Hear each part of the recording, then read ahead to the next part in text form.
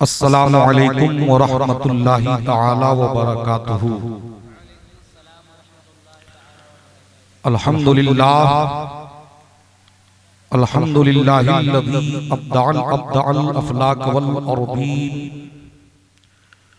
वस्सलातु वस्सलामु अला मन काना नबिय्यन व आदमु बैनल माइ वत्तीन व अला आलिहि व अस्हाबिहि अजमईन।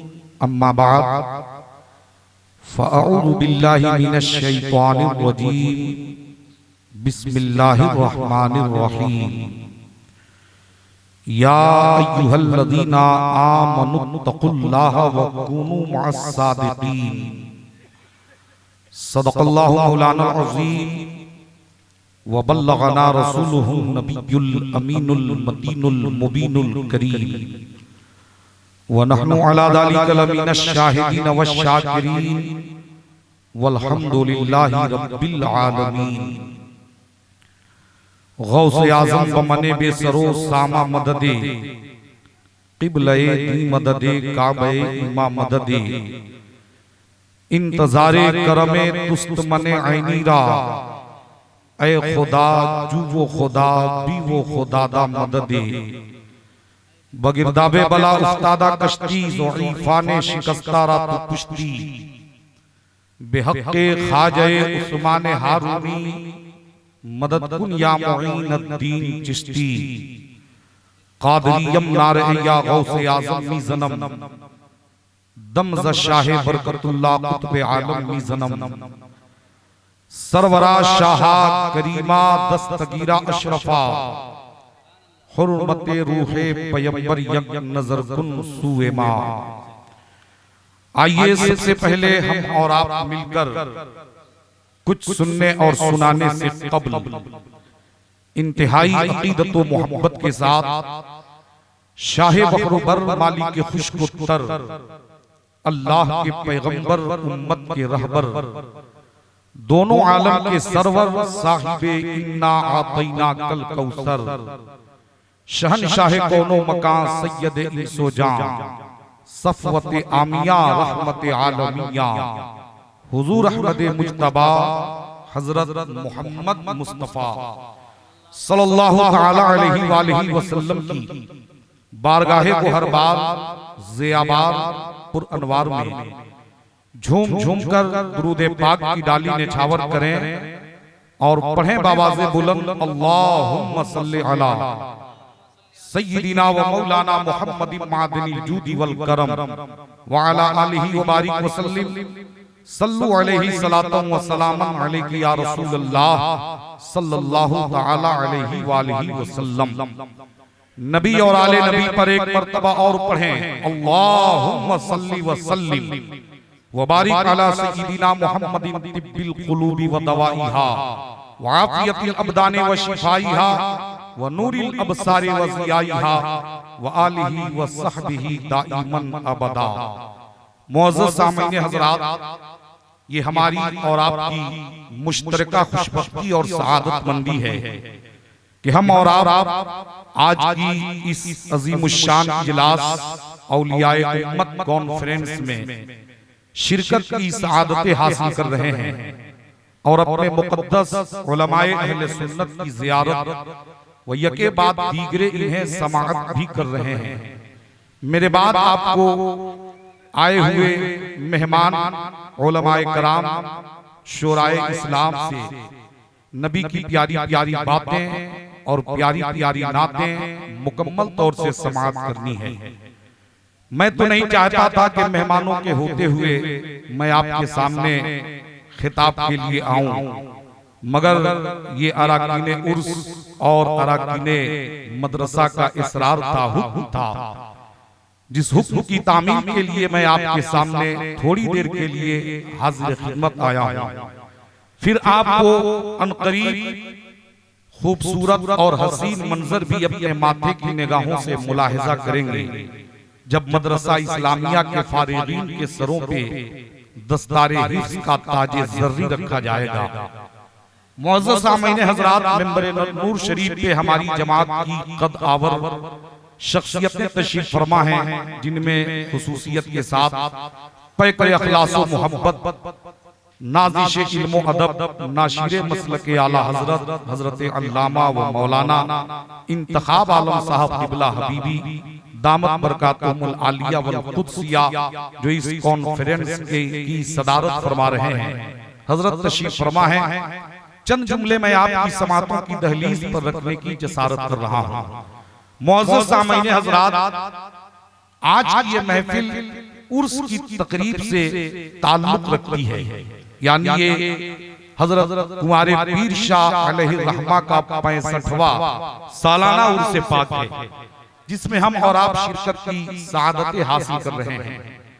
तो एक तरफ उर्स की तकरीब है और दूसरी तरफ जो हमारे सरों पे महीना जलवा फिगन है वो रबीउल सानी का है, जिसकी 11 तारीख को हम पीरे पीरा, मीरे मीरा, शाहे जीला, कुत्बे रब्बानी, महबूबे सुबहानी, शहबाजे लामकानी, गौसे समदानी, किंदीले नूरानी, सैयदना शेख मुहियुद्दीन अबू मोहम्मद अब्दुल कादिर जीलानी हसनी हुसैनी बगदादी रदियल मौला ताला अन्हु की याद मनाते हैं।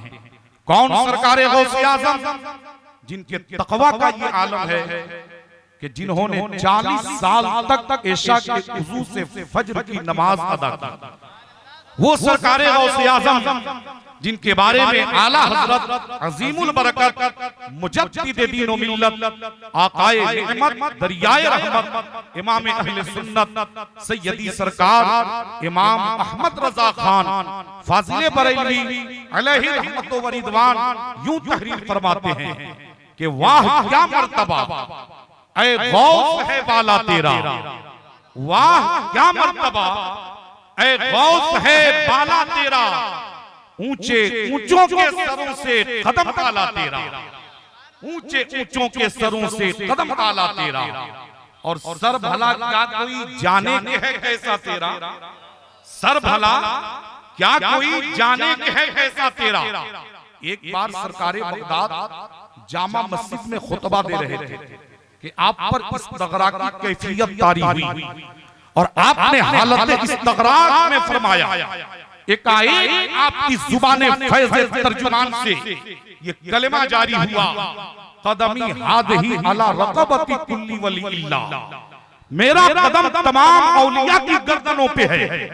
ये कलमा जुबान से निकलना था, गैब से निदा आई, जितने औलिया हैं सब अब्दुल कादिर की अताअत करें। तो सारे औलियाए कराम ने अपनी अपनी गर्दनें झुका दी।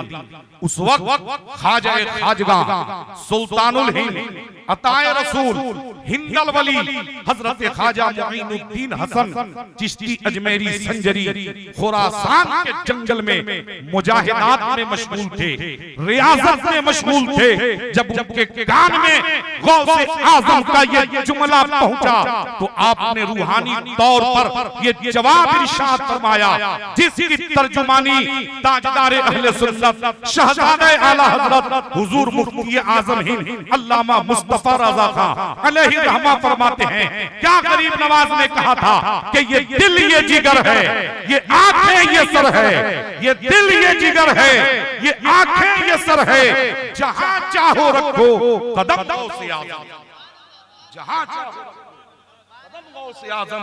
और फिर आला हजरत फरमाते हैं, सर भला क्या कोई जाने की है कैसा तेरा, औलिया मलते हैं आंखें वो है तलवा तेरा, औलिया मलते हैं आंखें वो है तलवा तेरा। और क्या दबे जिस पे हिमायत का हो पंजा तेरा। एक बुजुर्ग थे जिनका नाम था शेख अहमद जिंदा फील। उनकी आदत थी कि जब वो कहीं जाते तो शेर पर सवार होकर जाते और अपने शेर की खुराक के लिए गाय का नजराना तलब करते। तो चूंकि हर तरफ उनकी हैबत का सिक्का बैठा हुआ था, इसलिए हर बुजुर्ग उनकी ख्वाहिश का एहतराम करते हुए गाय का नजराना पेश कर देता।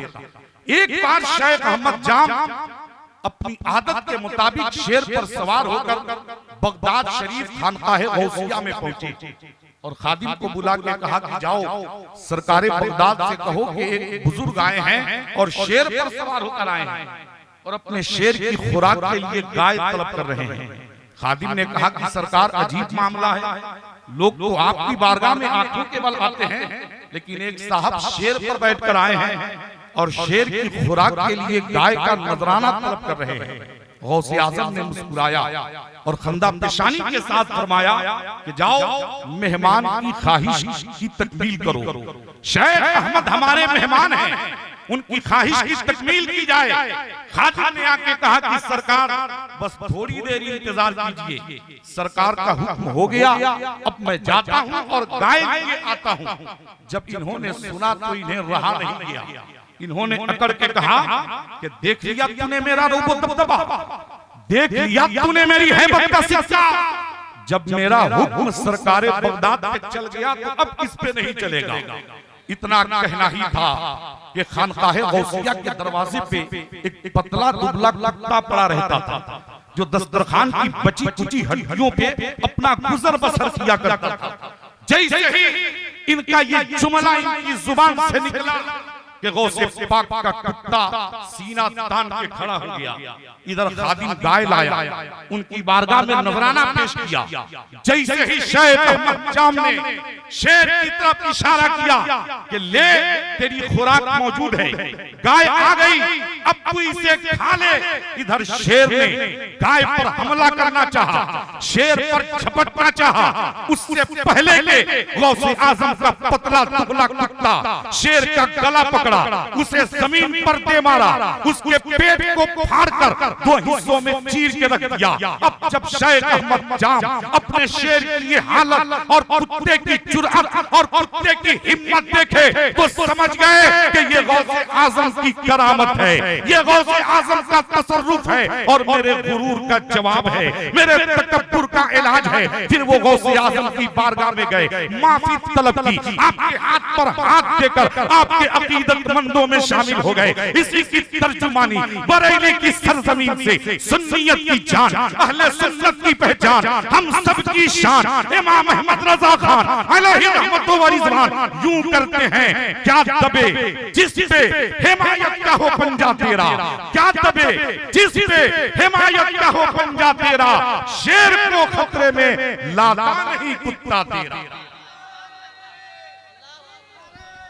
नारे तकबीर, नारे तकबीर, नारे रिसालत, नारे रिसालत, औलिया उम्मत कॉन्फ्रेंस, मसलक आला हजरत, नारे तकबीर, नारे रिसालत।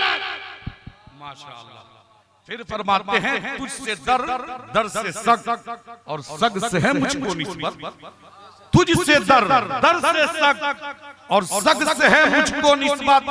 मेरी गर्दन में भी है दूर का डोरा तेरा, और बद सही चोर सही मुजरिमों नाकारा सही, बद सही चोर सही मुजरिमों नाकारा सही, कैसा ही सही है तो करीमा तेरा, कैसा ही सही है तो करीमा तेरा। मुअज़्ज़ज़ सामीन हज़रात, तो ये महफिल उर्स की तकरीब है और महीना 11वीं शरीफ का है। तो मैंने दोनों को मद्देनजर रखते हुए जो अपनी तकरीर का मुख्तसर उन्वान मुंतखब किया है वो है रूह और रूहानियत। कि रूह का जलवा तो हर जगह फराहम हो रहा है, रूह का चारा तो हर जगह फराहम किया जा रहा है, रूह का नारा तो हर तरफ बुलंद हो रहा है। लेकिन थोड़ी देर में आपको मैं ये समझाने की कोशिश करूंगा कि रूहानियत की जलवागिरी कहाँ है, रूहानियत की जलवागिरी कहाँ है। तो मैं बताना चाहता हूं साहब कि जैसे इंसान और है, इंसानियत और है, इसी तरह रूह और है, रूहानियत और है। आप कहेंगे इंसान और इंसानियत में क्या फर्क होता है? मैं कहता हूं साहब, आप में जितने लोग बैठे हैं सब इंसान हैं, इससे झुटलाया नहीं जा सकता। सब के सब इंसान बैठे हैं, लेकिन साहब इंसान तो सब हैं मगर इंसानियत कहीं कहीं होगी। ये कोई जरूरी नहीं कि सब में इंसानियत भी पाई जाए। आप कहेंगे इंसान और इंसानियत में फर्क क्या होता है? मैं कहूंगा साहब इंसान तो वो भी है कि अगर कोई साइल दरवाजे पे आए, जी में आए तो दे, जी में आए तो भगा दे, मगर अल्लाह का इरशाद है साइलों को हरगिज मत झिड़को, साइलों को हरगिज मत झिड़को। लेकिन एक इंसान का काम क्या है? जी में आता है तो देता है, जी में आता है तो झिड़क देता है, भगा देता है। मगर आप इंसानियत की झलक देखना चाहते हैं तो एक बंदे खुदा है, नमाज फजर अदा करने के बाद रिज़्क़े हलाल के लिए घर से बाहर निकलता है, वो सुबह से दोपहर तक मेहनत और मजदूरी करता है। मेहनत और मजदूरी करने के बाद जब उसे भूख की तड़प महसूस होती है, प्यास की शिद्दत का एहसास होता है, जब उसके होंठ खुश्क हो जाते हैं, भूख को प्यास का उस पर गलबा होता है, तो अब वो काम काज से अलग होकर दौड़े दौड़े घर आता है, हाथ मुंह धो करके दस्तरखान पर बैठता है। दस्तरखान पर जो भी माहिज़र होता है, उस तरह के जो भी माहिज़र होता है, खाने चुन लिए जाते हैं। अब वो इंसान जो सुबह से लेके दोपहर तक मेहनत और मजदूरी किया है, जिसके होंठ बता रहे हैं कि इसको खाना की जरूरत है, जिसका चेहरा बता रहा है कि इसको पानी की जरूरत है, वो भूखा प्यासा मजदूर दस्तरखान पे बैठा चंद दानों को एक जगह जमा किया, एक लुकमा बना के अपने मुंह में डालना ही चाहा। अभी लुकमा मुंह के करीब था कि किसी साइल ने दरवाजे से आवाज लगाई, मैं भूखा हूँ, मुझे अल्लाह के नाम पर खाना चाहिए, मैं भूखा हूँ, मुझे अल्लाह के नाम पर खाना चाहिए। वो सोचने लगा इस खाने के अलावा घर में कोई दूसरा खाना नहीं है और मैं तो भूखा और प्यासा हूँ, मुझे ज्यादा खाने की जरूरत है, अब क्या करूं? खा जाऊं या फिर इस खाने को साहिल के हवाले कर दूं? सोचते सोचते उस पर उसकी इंसानियत गालिब आई। अगरचे वो लुकमा उठा चुका था, मगर उठाए हुए लुकमे को उसने दोबारा प्लेट में रखा, साहिल के हवाले खाना कर दिया। मुझे कहने दीजिए साहब, यहाँ इंसान नहीं खिला रहा है बल्कि उसकी इंसानियत खिला रही है। इसी तरह रूह वाले और हैं, रूहानियत वाले और हैं। अब इस मतन की मैं हल्की सी तौज़ीह और तशरीह करना चाहूंगा, क्योंकि मेंबर नूर शरीफ पे शहंशाह तरन्नुम बुलबुल बाग़े रिसालत हजरत मौलाना नौशाद आलम साहब क़िबला मिसबाही छपरवी की तशरीफ आवरी हो चुकी है। तो मैं अब चंद बातें अर्ज करके रुखसत होना चाहता हूं। आप सबसे पहले इंसानी वजूद के नुक्ते आगाज का हल्का फुल्का सरसरी जायजा लीजिए कि इंसान सबसे पहले क्या है, इंसान का वजूद क्या है। तो इंसान सबसे पहले माँ के पेट में पानी का चंद नापाक कतरा है। अक्लमंदारा इशारा काफी है। वो चंद नापाक कतरा कुछ दिनों के बाद खून बनता है, कुछ महीने गुजरते हैं कि उस खून से गोश्त का लोथड़ा तैयार होता है, कुछ महीने और गुजरते हैं कि उस लोथड़े से आज़ा नमदार होते हैं। उंगलियां, हथेली, कलाई, बाजू, सीना, शिकम, हाथ, पांव, नाक, कान, ज़बान, बाल, दांत, यानी सर के बाल से लेकर पांव के नाखून तक मुकम्मल मुजस्समा तैयार हो जाता है। मगर हाल क्या है? माँ के पेट में आंख है मगर देखती नहीं, कान है सुनता नहीं, जुबान है बोलती नहीं, हाथ है हरकत नहीं, पांव है जुम्बिश नहीं। मालूम क्या हुआ? माँ के पेट में आंख है मगर बेकार है, कान है मगर बेकार है, जुबान है मगर बेकार है, हाथ है मगर बेकार है, पांव है मगर बेकार है। माँ के पेट में सब कुछ है मगर सब कुछ बेकार है, इसलिए कि सब कुछ तो है मगर उस जिस्म में अभी रूह नहीं है। रूह कब आएगी? जब बच्चा 120 दिन का होगा, 4 महीने का होगा, तो जिस्म में रूह पड़ेगी। रूह पड़ते ही आंख देखने लगेगी, कान सुनने लगेगा, हाथ पांव में हरकत शुरू हो जाएगी। तो मालूम क्या हुआ कि ये जो आंख का ढेला है, ये आंख नहीं देखती बल्कि इस आंख के झरोकों से रूह झांकती है। ये कान खुद नहीं सुनता बल्कि कान के पर्दे पर रूह की पहरादारी है। इसलिए कि साहब, जिस्म में सब कुछ है, रूह नहीं तो जिस्म बेकार। और फिर जब इंसान दुनिया में आया, रूह निकल गई तो सबसे रूह का जलवा कि माँ के पेट में सब कुछ है, रूह नहीं तो जिस्म बेकार। लेकिन जब बदन में रूह आई, बच्चा जिस्म रूह के साथ दुनिया में आया, तो बदन में इतनी नाजुकी कि अगर सुरमा लगाते वक्त हाथ की सलाई बहक जाए तो दिन भर गरम गरम आंसू बहे, आंसू से रुमाल तरबतर हो जाए, चैन और सुकून खत्म हो जाए। बाइक चलाते वक्त आंख में छोटे छोटे कीड़े मकोड़े पड़ जाए तो हम बर्दाश्त न कर सकें। बदन में इतनी नाजुकी कि हम एक सुरमे की सलाई को बर्दाश्त न कर सकें। लेकिन साहब, यही रूह इस जिस्म का साथ छोड़ दे तो आंख का ढेला निकाल कर जमीन पर रख दीजिए, बदन को बूटी बूटी करके कीमा बना दीजिए, हड्डियों को चूर चूर कर दीजिए, कोई आह नहीं, कोई उफ नहीं, कोई चीखो पुकार नहीं। मालूम क्या हुआ? रूह है तो जिस्म बेकार, रूह निकल गई तो यही जिस्म बेकार। लेकिन याद रहे साहब, ये सिर्फ रूह का जलवा है, ये सिर्फ रूह का जलवा। अगर रूहानियत की जलवागिरी देखना चाहते हैं तो मैं बताना चाहता हूं कि साहब रूह आने के बाद ये आंख देखती है, लेकिन क्या ऐसा देखती है कि ये मीरापुर से दिल्ली देखे, दिल्ली से सिवान देखे? आप कहेंगे मौलाना साहब ऐसा नहीं होता। रूह आने के बाद ये आंख देखती है मगर अपने महदूद हल्के में देखती है, ज्यादा से ज्यादा 1 किलोमीटर 2 किलोमीटर, वो भी उस वक्त के बीच में कोई पर्दा ना हो, दीवार ना हो, पेड़ पौधे ना हो, तो ये आंख 1 किलोमीटर से 2 किलोमीटर तक देख सकती है। मैंने कहा कि साहब रूह आने के बाद ये कान सुनता है, तो क्या ऐसा सुनता है कि ये सिवान से अहमदाबाद की बात सुने और अहमदाबाद से कानपुर की बात सुने? आप कहेंगे मौलाना ऐसा नहीं होता। रूह आने के बाद ये कान सुनता है मगर अपने महदूद हल्के में सुनता है। मालूम क्या हुआ? इस आंख का देखना, इस कान का सुनना कुछ फासलों तक महदूद है। लेकिन आइए मैं बताना चाहता हूँ, खलीफा सानी सैयदना उमर फारूक रज़ियल्लाहु ताला अन्हु मदीना शरीफ की मस्जिद नबवी में जुमा का खुतबा दे रहे हैं और वहां से 300 मील की दूरी पर मकाम निहाविंद में एक जंग लड़ी जा रही है जिसके अमीर कारवा हजरत सारिया हैं। हजरत सारिया से हक को बातिल की मार का आराई में मामूली सी गफलत हुई कि अमीरुल मोमिनीन हजरत उमर ने मस्जिद नबवी से देखा, खदशा महसूस किया और खुतबा देते हुए आवाज लगाई, या सारियतुल जबल, या सारियतुल जबल, या सारियतुल जबल। ए सारिया पहाड़ की तरफ देखो, ए सारिया पहाड़ की तरफ देखो। हजरत सारिया 300 मील की दूरी पर है मगर उनके कान में अमीरुल मोमिनीन की आवाज पहुंच गई। वो आवाज सुन लिए, आवाज पहचान गए। जब पीछे देखे तो मालूम क्या हुआ कि दुश्मन हमला करने वाला है। अब मैं पूछना चाहता हूं साहब, वो कौन सी आंख है जो 300 मील की दूरी को देख रही है और वो कौन सा कान है जो 300 मील की दूरी से सुन रहा है? उस वक्त तो साहब इंटरनेट का भी जमाना नहीं था, वेबसाइट भी नहीं था, फेसबुक व्हाट्सएप और ट्विटर का भी कोई वजूद नहीं था। उस वक्त तो रेडियोएं लहरें भी नहीं थी, उस वक्त तो मीडिया वाले भी नहीं थे। आखिर वो कौन सी आंख है जो 300 मील की दूरी को देख रही है और वो कौन सा कान है जो 300 मील की दूरी से सुन रहा है? तो मुझे कहने दिया जाए, वो आंख रूह वाली नहीं बल्कि रूहानियत वाली है। वो कान रूह वाला नहीं। सुभान अल्लाह। नारे तकबीर, नारे तकबीर, नारे रिसालत। मालूम क्या हुआ साहब कि इस जिस्म का ताल्लुक अगर सिर्फ रूह से है तो ये आंख 1 किलोमीटर से 2 किलोमीटर तक देख सके।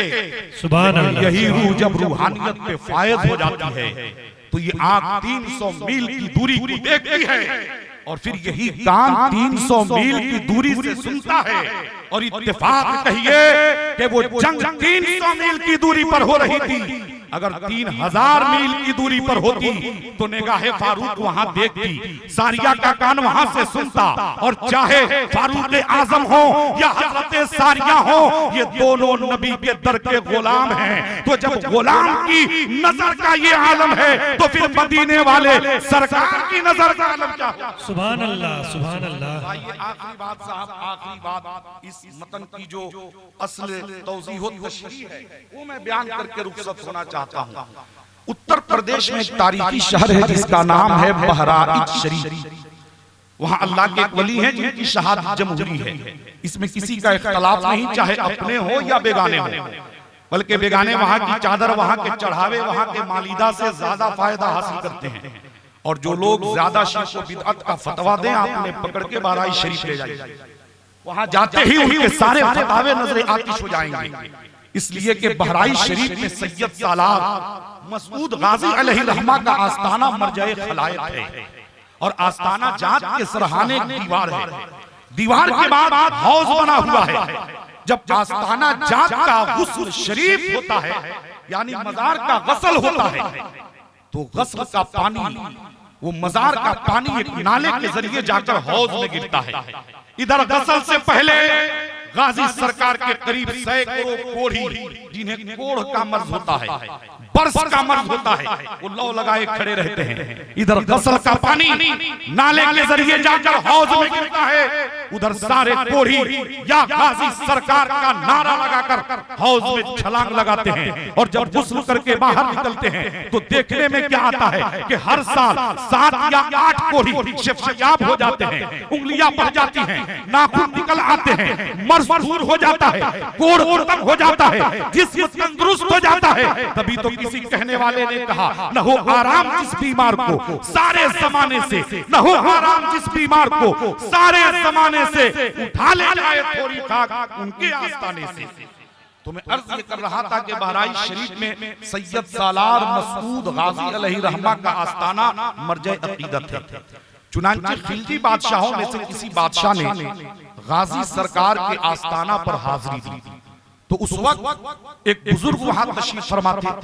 तो बादशाह सबसे पहले उस फकीर के पास पहुंचा और कहा कि सरकार, मैं गाजी सरकार के आस्ताने पे हाजिरी देना चाहता हूं, तो क्या ही अच्छा होता कि ये हाजिरी आपके साथ हो जाती।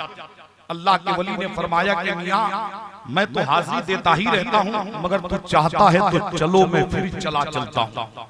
अब फकीर अपनी जगह से उठे, बादशाह के साथ चलने लगे। बादशाह भी जा रहा था, फकीर भी जा रहे थे, मगर जाने का तरीका अलग अलग था, चलने का अंदाज अलग अलग था। इसलिए कि बादशाह तो सीधा सीधा जा रहा था, मगर फकीर टेढ़ा मेढ़ा चल रहे थे, कभी दाएं कभी बाएं, कभी आगे कभी पीछे। तो बादशाह को रहा न गया, कहा हुजूर रास्ता तो सीधा भी है, साफ सुथरा भी है, तो आप टेढ़ा मेढ़ा क्यों चल रहे हैं, दाएं बाएं क्यों भाग रहे हैं। फकीर ने मुस्कुराया और कहा रुक जा। बादशाह रुक गया। फकीर ने अपने सर पे हाथ रखा, टोपी उतारी, बादशाह के सर पे रखी, कहा नीचे देख। अब जो बादशाह नीचे देखता है तो जमीन का निचला हिस्सा रोशन हो जाता है। बादशाह क्या देखता है कि जमीन के नीचे शहीदों की लाश ही लाश है, लाश ही लाश है, गोया कनजे शहीदा है। अब बादशाह फकीर का मुंह देखने लगा तो फकीर ने फरमाया, मियां मैं टेढ़ा मेढ़ा नहीं चल रहा था, मैं दाएं बाएं नहीं भाग रहा था, बल्कि तेरा और मेरा फर्क ये है कि तुम बिन देखे चल रहे थे, मैं देख देख के चल। सुभान अल्लाह, सुभान अल्लाह, सुभान अल्लाह। टोपी है ना, टोपी सिर्फ फकीर की टोपी है। अगर बादशाह के सर पे रख दी जाए तो तबकाते जमीन रोशन हो जाए, तो जिसकी टोपी का ये हाल है, उस टोपी वाले की नजर का क्या हाल होगा। और जब नजर का ये हाल है तो सरापा ज़ात का क्या हाल होगा। मैंने आयत करीमा पढ़ी है, या अय्युहल्लज़ीना आमनुत्तकुल्लाह वकुनू मअस्सादिकीन। अल्लाह इरशाद फरमाता है, ऐ ईमान वालों अल्लाह से डरो और सच्चों के साथ हो जाओ। अल्लाह ताला हमें और आपको इन चंद बातों पे अमल करने की तौफीक अता फरमाए। तूफान नूह लाने से ऐ चश्मे फायदा, दो अश्क ही बहुत है अगर कुछ असर करे। अस्तगफिरुल्लाह रब्बी मिन कुल्ली दम्बिन व अतूबु इलैहि। कलमा शरीफ पढ़ लें, ला इलाहा इल्लल्लाह मुहम्मदुर रसूलुल्लाह सल्लल्लाहु अलैहि वसल्लम। व आखिरु दावाना अनिल हम्दुलिल्लाहि रब्बिल आलमीन।